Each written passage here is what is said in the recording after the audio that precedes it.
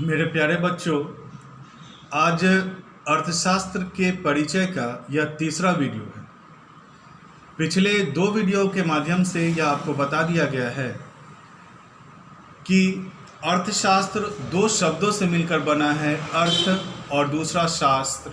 अर्थ का मतलब धन संपत्ति से है और शास्त्र का मतलब यहाँ विज्ञान से है। अतः सारांश में कहा जा सकता है कि अर्थशास्त्र धन का विज्ञान है।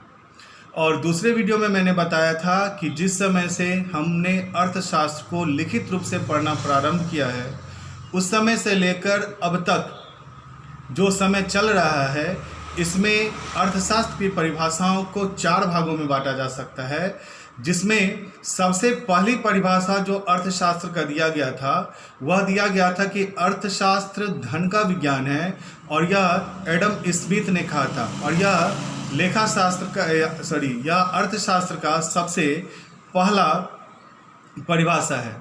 इसलिए एडम स्मिथ को अर्थशास्त्र का जन्मदाता भी कहते हैं।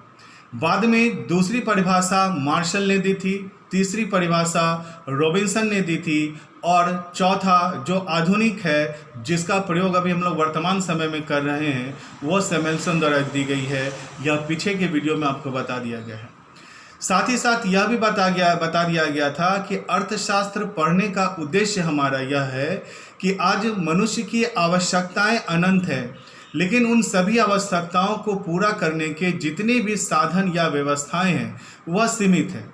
अब हमारे पास सबसे बड़ा चैलेंजिंग यह है, सबसे बड़ी समस्या यह है कि हम कैसे अपने कम से कम साधन से अधिक आवश्यकताओं को पूरा कर सके। जैसे जैसे विज्ञान तरक्की करती जा रही है, नए नए चीज़ों की आविष्कार कर रही है, लेकिन नई चीज़ों का आविष्कार कर रहा है मनुष्य, और यह सोच रहा है कि हम अपने समस्याओं से मुक्त हो जाए, लेकिन देखा जाए तो हम उन्हीं समस्याओं से गिरते चले जा रहे हैं। क्योंकि जैसे जैसे नई चीज़ों का आविष्कार हो रहा है, हम वैसे चीज़ों से जकड़ते जा रहे हैं, उन आवश्यकताओं को पूरा करने में ही व्यस्त हैं। अतः यह अर्थशास्त्र हमें यह इस चीज़ में मदद करती है हमारे सामान्य जीवन में कि हम कैसे कम से कम साधन से अधिक आवश्यकताओं को पूरा कर सके। आज पूरे विश्व में ऐसा कोई भी व्यक्ति नहीं है, चाहे वह अमीर हो या गरीब हो, जिसके पास आवश्यकताएं कम है और साधन ज़्यादा हो। जो व्यक्ति जितना अमीर है वह व्यक्ति उतना ही ज़्यादा उसकी आवश्यकताएं भी है। मैंने पिछले क्लास में आपको उदाहरण दिया था कि एक सामान्य व्यक्ति जब पैदल चलता है तो वह सोचता है कि काश मेरे पास साइकिल होता। फिर जब वह साइकिल प्राप्त कर लेता है तो उसकी आकांक्षा और इच्छाएं बढ़ जाती है कि काश मोटरसाइकिल होता, मोटरसाइकिल से कार से एरोप्लेन, एरोप्लेन से रॉकेट तक वो व्यक्ति पहुंच जाता है, परंतु उसकी इच्छाएं कभी खत्म नहीं होती है। दूसरा उदाहरण मैंने दिया था कि अगर कोई व्यक्ति के पास घर नहीं होता है तो सोचता है काश एक छोटी सी कुटिया होती, एक छोटा सा घर भी होता तो हम उसमें अपने आश्रय ले सकते थे। जब वह घर बना लेता है तो उससे बड़ी घर तो उससे बड़ी इमारतों के पीछे लगा हुआ रह जाता है। तो इस तरह से देखा जाए कि मनुष्य की इच्छाएं अनंत है और वो कभी पूरा नहीं हो सकता है। लेकिन तो ये चीज़ देखा जाए तो हर एक व्यक्ति इन समस्याओं से कहीं ना कहीं घिरा हुआ है। अतः इन समस्याओं से कैसे वो उभरे, इसलिए कहा जाता है कि अर्थशास्त्र का महत्व मनुष्य की जीवन में सबसे अधिक है। क्योंकि मनुष्य के जीवन का उद्देश्य क्या है, तो देखा जाए कि ऐसे तो मनुष्य के जीवन का उद्देश्य है अध्यात्म, ईश्वर को प्राप्त करना, लेकिन कहीं ना कहीं हम इन सभी चीज़ों से परे हैं और इसको हम कभी सोचते नहीं। आज मनुष्य के जीवन का उद्देश्य एकमात्र है कि हम अधिक से अधिक सुख सुविधाओं से लैस वस्तुओं को खरीद पाएँ। आज मनुष्य अपनी सफलता इस बात से आकलन करता है कि आज हमारे पास कितना धन है, कितनी गाड़ियां हैं, कितना वैभव है, कितनी बिल्डिंग्स है, इन चीज़ों पर देता है। और ऐसी स्थिति में उनकी एक आवश्यकता जैसे खत्म होती है, एक इच्छाएं जैसे पूर्ति होती है, तो दूसरा आ जाता है और इन सभी आवश्यकताओं की पूर्ति वह अपने सीमित साधन से ही कर पाता है। आप सभी देखते होंगे कि हमारे घर से ही उदाहरण लीजिए। आज हमारे घर में अनेक आवश्यकताएं हैं। हमें भोजन चाहिए, हमें वस्त्र चाहिए, हमें अच्छे मकान चाहिए, किताबें चाहिए, गाड़ियां चाहिए, मोटरसाइकिल चाहिए। ये सभी आवश्यकताएं हैं, लेकिन उन सभी चीज़ों को पूर्ति करने के लिए हमारा घर का जो आमदनी है वह आमदनी सीमित है। और उतने ही आमदनी से हमें सभी आवश्यकताओं की पूर्ति करनी पड़ती है। जब कोई व्यक्ति की आमदनी बढ़ भी जाती है तो दूसरी तरफ फिर से उसकी आवश्यकता क्या हो जाती है, फिर से बढ़ जाती है, और इस तरह से जीवन क्रम चलता रहता है। मनुष्य जन्म से लेकर के मृत्यु तक अपनी इच्छाओं और आवश्यकताओं को ही पूरा करते करते उसकी जीवन खत्म हो जाती है। इसलिए भी कहा जाता है कि अर्थशास्त्र मनुष्य के जीवन का अहम कड़ी है। यही वजह है कि अर्थशास्त्र इतना महत्वपूर्ण विषय है कि इसे कॉमर्स के साथ साथ साइंस और आर्ट्स में भी कॉमर्स के विषय की पढ़ाई होती है। एक विषय अर्थशास्त्री है जो साइंस, आर्ट्स, कॉमर्स तीनों का ही विषय है। इससे भी यह स्पष्ट होता है कि अर्थशास्त्र हमारे जीवन में कितना ज़्यादा महत्वपूर्ण है। मैं यह सारी बातें इसलिए कह रहा हूँ कि कोई भी प्रत्येक व्यक्ति जब पढ़ता है तो उसका पढ़ने का उद्देश्य शिक्षा और ज्ञान होना चाहिए। उसे उस विषय का मनुष्य के जीवन में क्या असर होता है यह जानना चाहिए। लेकिन साधारणतः हम इसलिए पढ़ते हैं कि हमें एग्जामिनेशन में पास होना है और अच्छे नंबर लाने हैं। लेकिन मेरे प्यारे बच्चों, पढ़ने का उद्देश्य अच्छे रिजल्ट लाना और अच्छी नौकरियां हासिल तो करनी ही है, लेकिन पढ़ने का उद्देश्य जो है हमारे अंदर अच्छी भाव जाग सके, हम अच्छी चीज़ों को सीख सके और उसका उपयोग हमारे निजी ज़िंदगी में क्या है जान सके, के लिए ही मैं इस विस्तार से अर्थशास्त्र को बता रहा हूँ। अब यहाँ से यह स्पष्ट हो चुका है कि अर्थशास्त्र पढ़ने का हमारा उद्देश्य है कि हमारी आवश्यकताएं अनंत है और उसे पूरा करने के साधन सीमित है। इसीलिए किसी ने कहा भी है कि अर्थशास्त्र क्या है, तो इसका जवाब है कि मनुष्य की आवश्यकताएं अनंत है परंतु उसे पूरा करने के साधन सीमित है। अतः इन सीमित संसाधनों से अनंत आवश्यकताओं को पूरा करने की कला ही अर्थशास्त्र कहलाता है। मेरे प्यारे बच्चों, जैसा कि मैंने आपको कहा है, कभी 2-3 क्लास केवल मैं मौखिक स्पीच ही दूंगा, लेकिन इसमें बहुत सारे प्रश्नों के उत्तर आएंगे। जैसे यहाँ पर एक सवाल आपके मन आएगा कि अर्थशास्त्र क्या है, तो मेरे वीडियो को यहाँ पर धीरे धीरे रोक करके इसकी परिभाषा को रिपीट कर लीजिएगा। मैं फिर से बता रहा हूँ कि अर्थशास्त्र क्या है। इसका आंसर है मनुष्य की आवश्यकताएं अनंत हैं परंतु उसके पूरा करने के साधन सीमित है। अतः इन सीमित संसाधनों से अपने अनंत आवश्यकताओं को पूरा करने की कला ही अर्थशास्त्र है। इसकी परिभाषा को आप वीडियो रोककर धीरे धीरे लिख लीजिएगा। अर्थशास्त्र की परिभाषा को जानने के बाद अब हम आपको बताते हैं कि अर्थशास्त्र के अंतर्गत हम किन बातों का अध्ययन करते हैं, अर्थात अर्थशास्त्र का विषय वस्तु क्या है। तो इसका जवाब हम बता दें कि मनुष्य की आर्थिक क्रियाओं का अध्ययन अर्थशास्त्र के अंतर्गत किया जाता है। अब आपके मन में यह इच्छा जागी होगी कि सर आर्थिक क्रिया क्या है, तो मैं आपको बता दूं कि मनुष्य जितने भी तरह के कार्य करते हैं वह कार्यों को 2 भागों में बांटा जा सकता है। मनुष्य के द्वारा किया गया पहला कार्य आर्थिक क्रिया होता है और दूसरा होता है गैर आर्थिक क्रिया। मैं रिपीट कर दूं कि मनुष्य जितने भी तरह के काम करते हैं उसके कार्यों को 2 भागों में बांटा जा सकता है, पहला आर्थिक क्रिया और दूसरा गैर आर्थिक क्रिया। मैंने अभी कहा कि अर्थशास्त्र का विषय वस्तु मनुष्य की आर्थिक क्रिया है, यानी कि अर्थशास्त्र के अंतर्गत हम मनुष्य की आर्थिक क्रियाओं का अध्ययन करते हैं। तो आइए अब हम जानें कि आर्थिक क्रिया क्या है, यानी कि मनुष्य के द्वारा किया गया वो तमाम कार्य जिसका उद्देश्य धन कमाना या लाभ अर्जन करना होता है, या वैसा काम जिसमें धन खर्च होता है, ऐसे कार्यों को हम आर्थिक क्रिया कहते हैं। जैसे खाना, कमाना, नौकरी करना, ये सारे कार्य जो है वो आर्थिक क्रिया है। यानी आर्थिक क्रिया से तात्पर्य ऐसे कार्य से है जिसका उद्देश्य लाभ कमाना होता है या धन कमाना होता है, या फिर वैसा काम जिसके करने में खर्च होते हैं, पैसे खर्च किए जाते हैं, वो धन से प्राप्त किए जा सकते हैं, वह आर्थिक क्रिया कहलाता है। जैसे मैंने कहा कि एक शिक्षक के द्वारा स्कूलों में फीस लेकर के पढ़ाना आर्थिक क्रिया है, एक डॉक्टर द्वारा फीस लेकर मरीजों की जांच करना आर्थिक क्रिया है, एक नर्स द्वारा पैसे लेकर के मरीजों की सेवा करना आर्थिक क्रिया है, एक संगीतकार द्वारा पैसे लेकर के गाना गाना आर्थिक क्रिया है। यानी कि प्रत्येक व्यक्ति अपने रोजी रोजगार के लिए अपने तमाम खर्चों को पूरा करने के लिए बहुत सारे कार्य करते हैं। यानी कि मनुष्य के द्वारा किया गया वह तमाम कार्य जिसका उद्देश्य धन कमाना, लाभ अर्जन करना होता है, या फिर वैसा काम जिसमें धन खर्च होता है, ऐसे खर्चों को हम आर्थिक क्रिया कहते हैं। और अर्थशास्त्र का विषय वस्तु मनुष्य की आर्थिक क्रियाएं हैं। दूसरा है गैर आर्थिक क्रिया। गैर आर्थिक क्रिया का तात्पर्य ऐसे कार्य से है जिसमें मनुष्य के लिए का उद्देश्य धन कमाना नहीं होता है और वैसे कार्य करने में धन भी खर्च नहीं होते हैं, तो ऐसे क्रिया को हम गैर आर्थिक क्रिया कहते हैं। जैसे मनुष्य के द्वारा खेलना कूदना, माँ के द्वारा अपने बच्चों का लालन पालन करना, ये हंसना घूमना, ऐसे कार्य जो है वह गैर आर्थिक क्रिया है। यानी कि ऐसा कार्य जिसका उद्देश्य लाभ कमाना या धन अर्जन करना नहीं होता है, या ऐसा काम जिसमें धन का अपव्यय नहीं होता है, ऐसे क्रियाओं को हम लोग गैर आर्थिक क्रिया कहते हैं।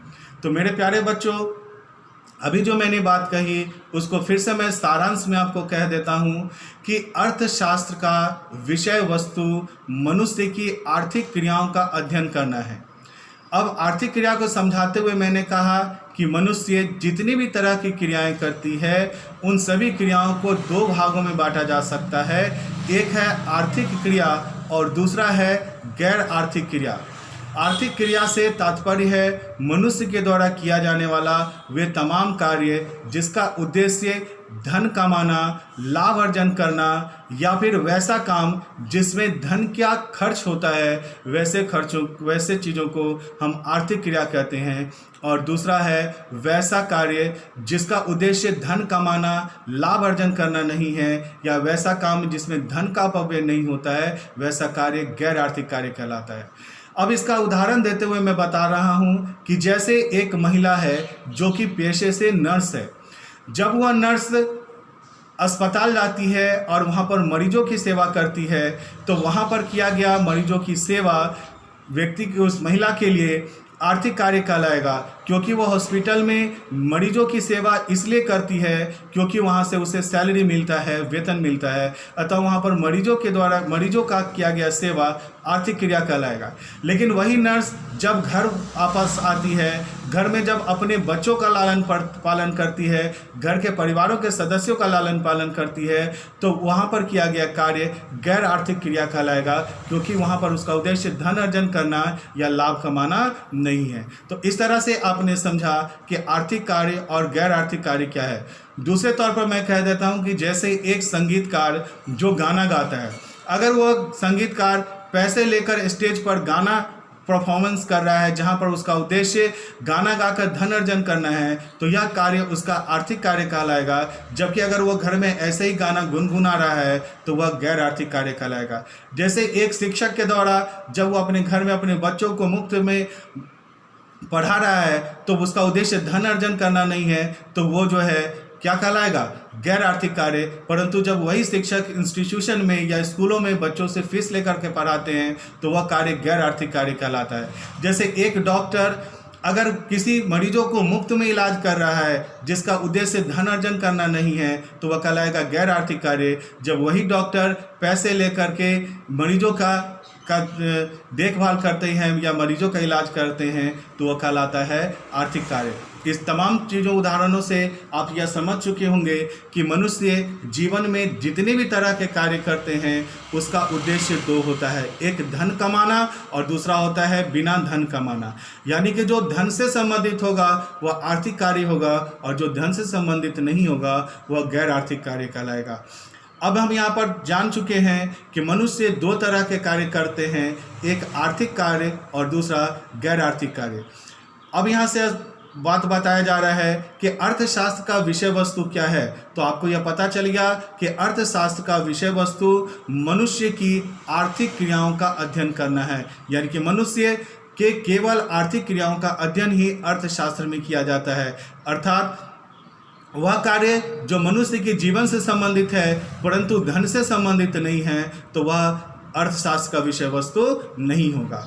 और आर्थिक क्रिया का मतलब है, अर्थ का मतलब ही होता है धन और आर्थिक का मतलब हो गया धन से संबंधित। तो यहाँ स्पष्ट हो गया कि आर्थिक क्रिया का मतलब है धन से संबंधित कार्य को हम आर्थिक क्रिया कहते हैं। उम्मीद है मेरे प्यारे बच्चों यहाँ तक आपको यह समझ में आ गया होगा। मैं फिर से रिपीट कर दूं कि अभी मैं आपको यह बता रहा था कि अर्थशास्त्र का विषय वस्तु क्या है, यानी कि अर्थशास्त्र के अंतर्गत हम किन चीज़ों का अध्ययन करते हैं। तो आपको बताया गया कि अर्थशास्त्र के अंतर्गत हम मनुष्य की आर्थिक क्रियाओं का अध्ययन करते हैं, अर्थात मनुष्य का वह क्रिया जो धन से संबंधित होता है। अब आपको यह बताया जाएगा कि मनुष्य आर्थिक क्रियाओं के अंतर्गत कौन कौन से कार्य करते हैं। तो इसका जवाब देते हैं आपको कि मनुष्य आर्थिक क्रियाओं के अंतर्गत 5 कार्य करते हैं। मेरे प्यारे बच्चों, मैंने फिर से यह रिपीट कर दे रहा हूँ कि अभी 2-3 क्लासेस केवल मौखिक बताया जाएगा। प्रश्न जब मैं मौखिक स्पीच दे रहा हूँ तो कुछ प्रश्न निकल रहे हैं, उस प्रश्न को वीडियो रोक कर आप प्रश्न से आंसर लिख लीजिएगा। जैसे एक प्रश्न निकल कर आपके सामने आएगा कि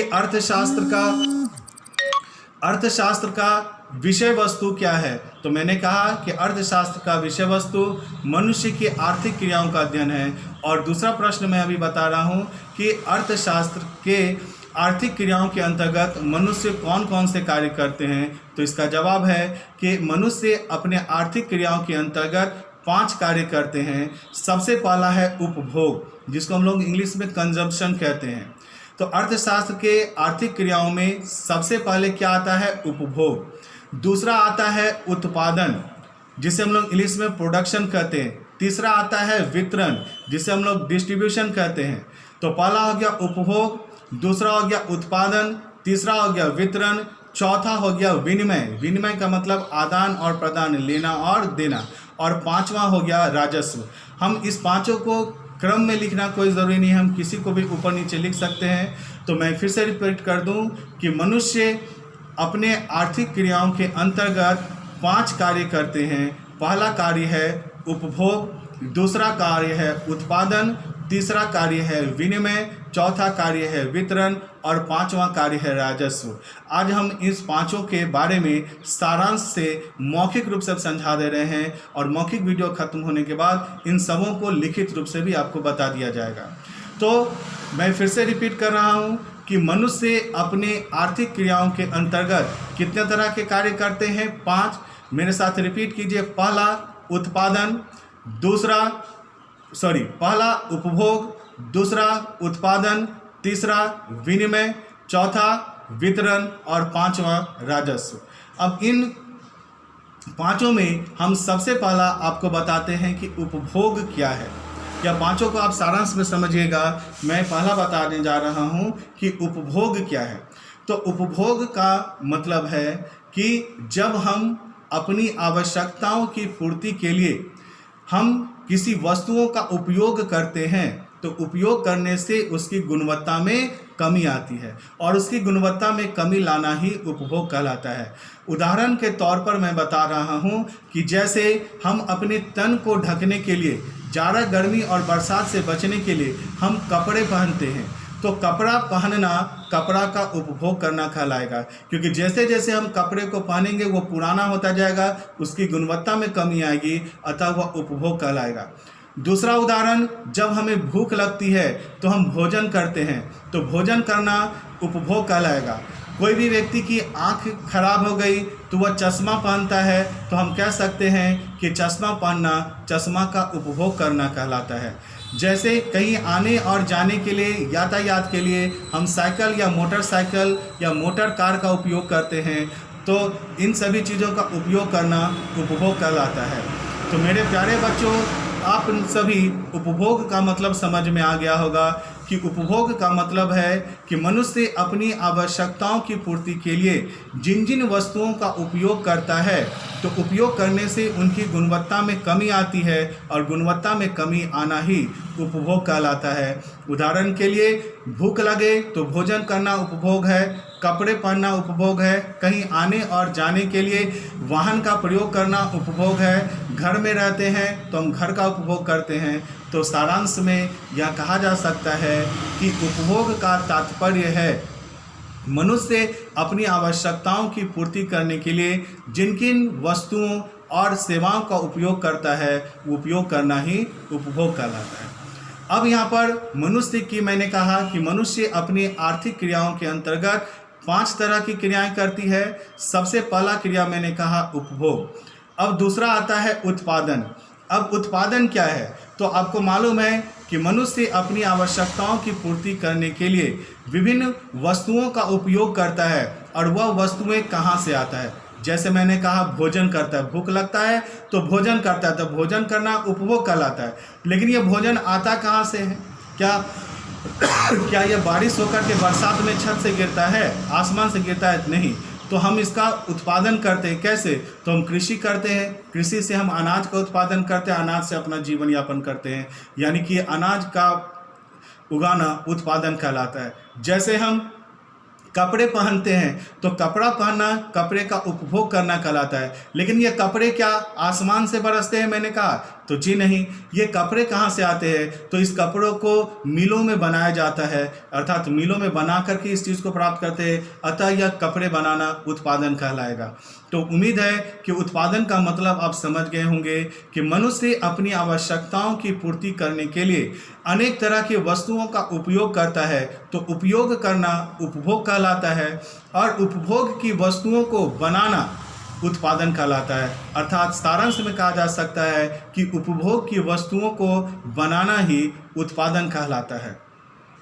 अब उपभोग हो गया, उत्पादन हो गया, अब तीसरा आ गया विनिमय। विनिमय का मतलब आप अच्छे तरह से जानते हैं, चूंकि आप कॉमर्स का स्टूडेंट है। विनिमय का मतलब है क्रय या विक्रय, लेना या देना, लेन देन करना, क्रय विक्रय करना ही विनिमय कहलाता है। अब आपको मालूम है कि हम जितने भी उपभोग की वस्तुएं जो प्राप्त करते हैं, क्या उन सभी वस्तुओं का उत्पादन हम स्वयं करते हैं? क्या भोजन का उत्पादन हम स्वयं कर लेते हैं? कपड़े का उत्पादन हम स्वयं कर लेते हैं?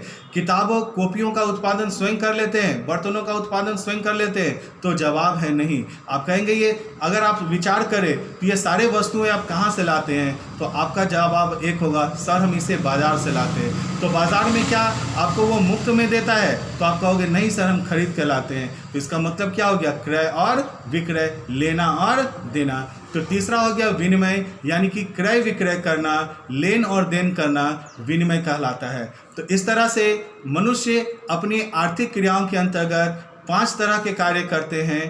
पहला मैंने आपको बताया उपभोग, दूसरा मैंने कहा उत्पादन, तीसरा मैंने कहा वितरण और विनिमय, और चौथा जो है वह वितरण। वितरण का मतलब होता है डिस्ट्रीब्यूशन ऑफ गुड्स, यानी कोई भी वस्तुएं जो उत्पादन होती है उसे विभिन्न लोगों तक पहुंचाया जाता है, जिसे हम वितरण कहते हैं। जैसे आप अनाज ले ले, कपड़े ले ले, पेस्ट ले ले, किताब कॉपियाँ ले ले, तो क्या यह चीज़ें आपके आसपास में बनाई जाती है? तो आप कहेंगे नहीं सर, ये शहर या भारत के या देश विदेश में बनी गई वस्तुएं हैं जो कि हम तक पहुंचता है। यानी कि कहीं पर उत्पादन होता है और फिर उन वस्तुओं को लोगों तक पहुंचाया जाता है, तो इसे पहुंचाना भी क्या कहलाता है? वितरण कहलाता है।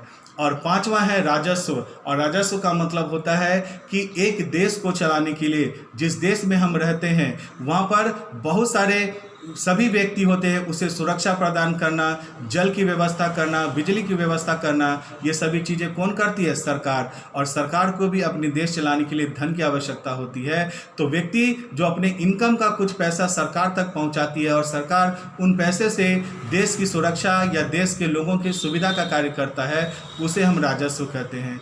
मेरे प्यारे बच्चों, मैं थोड़ा स्पीड इसलिए कह रहा हूँ क्योंकि एक वीडियो में ज़्यादा लंबा वीडियो मैं नहीं डाल सकता हूँ और छोटे छोटे वीडियो बनाना संभव नहीं हो पाता है, इसलिए मैं स्पीड में कह रहा हूँ। तो मैं फिर से आपको सारांश में कह दूँ कि आज आपको बताया गया कि मनुष्य 2 तरह के कार्य करते हैं, एक आर्थिक कार्य और दूसरा गैर आर्थिक कार्य।